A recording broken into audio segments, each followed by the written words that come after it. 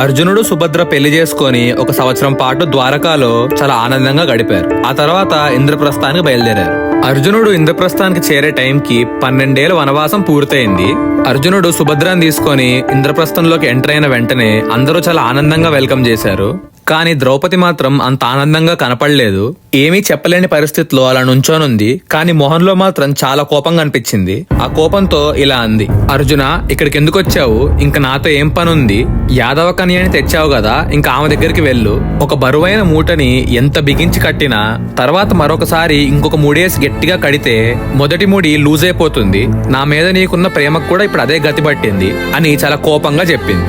ఆ మాటలు విని సుభద్ర ద్రౌపది ముందు మోకాల మీద నుంచొని ద్రౌపది పాదాలకి నమస్కరించింది. ఆ తర్వాత నేను నీ దాసిని అని అంది. అర్జునుడు కూడా ద్రౌపదిని చాలాసేపు కన్విన్స్ చేశాడు.